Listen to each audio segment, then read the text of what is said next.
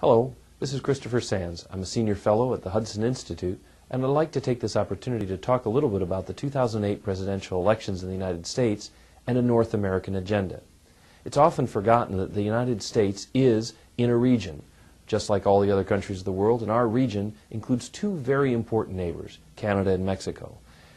So important, but also so friendly that we often overlook them in foreign affairs. There are three key issues which will be important for our neighbors and for us in this region as we move forward. One is trade. Democrats in the presidential primaries talked about renegotiating NAFTA. While John McCain insisted he would keep the current deal, he's also suggested that there are things we could do to make our North American trade relations better. This is very important for Americans, particularly now as the economy is troubled.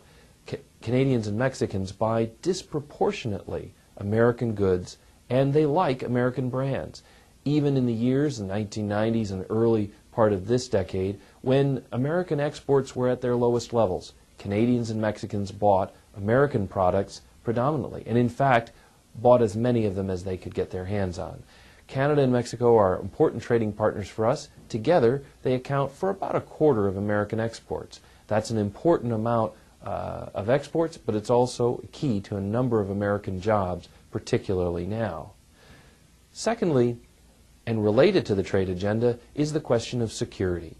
Our border security is very important, and we are nowhere as vulnerable as we are through our land borders with Canada and Mexico. Long, often remote areas where it's possible sometimes to cross over, where people have taken advantage of loopholes in the border before. Now, we have one advantage here, and that is good cooperation from Canada and Mexico in trying to deal with border issues, but that could get better. In the case of Canada, we've had good cooperation, but we've had some difficulty building infrastructure. For example, a bridge at Detroit-Windsor, something we've known we've needed for more than 20 years, it still won't be in place until 2013, a full 12 years after the 2001 terrorist attacks in the United States. In the case of Mexico, the United States is engaged in a close cooperation with Mexico, helping them to deal with the violent drug gangs that are tearing that country apart. Mexico needs our help in terms of weapons, in terms of intelligence information, and in exchange is growing closer to American officials. That cooperation could produce dividends in trying to stem the flow of illegal migration from Mexico into the United States. Regardless of where you stand on immigration, and regardless of where you stand on infrastructure with Canada, resolving security is better if we have close cooperative relationships with our neighbors rather than an alienated pair of countries on either side of our border. And that leads us to energy.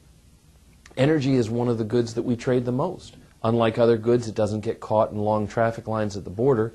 We rely on Canada and Mexico for oil and for gas, but also for electricity. In particular, this is the case with Canada, which is our largest energy supplier. Not only our largest oil and gas supplier, but far and away our largest supplier of electricity, most of it generated by hydroelectric power plants that are exactly what environmentalists like to see, very green generators of power.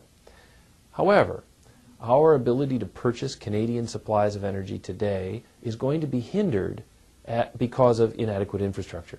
Hundreds of miles of pipelines and power lines that need to be built. This is something that the George W. Bush administration identified early on as a need, with the Vice President Cheney leading an energy commission that focused on this need. Unfortunately, 8 years later, that need is greater than ever, and we're going to need to work hard to be able to purchase new supplies of energy from Canada. At the same time, Mexico has struggled to expand its ability to produce energy, hamstrung by a constitution that makes it difficult for foreign investors to invest in Mexican energy projects and bring American technology to assist the Mexicans in getting the most out of their natural resources. In both cases, our neighbors are prepared to help, but they'll need our help in order to help us. So it'll be important for the next president to focus on energy as a top issue with regard to our neighbors. But related to that, we also have a major environmental agenda where our immediate neighbors are a key part. Specifically, states and provinces, in the absence of federal leadership, have begun to adopt cap-and-trade programs, carbon taxes, other environmental remediation measures. But what they're creating are non-convertible carbon credits that can't be traded between the two countries or even between jurisdictions. We have so many different programs, we may well find ourselves unable to achieve the environmental goals that we want. We need to rein in some of these initiatives and bring them to a common standard to recreate the large market of 400 million people and more that we created with NAFTA. It's very important for us to make this a top priority because the work will be very difficult. With this large agenda, there is one particular challenge, and that is figuring out what to do with the Security and Prosperity Partnership of North America. This initiative, launched by the Bush administration in 2005, has now seen 4 summits of the 3 North American leaders and has also seen 20 working groups formed and biannual ministerial meetings bringing key cabinet members together.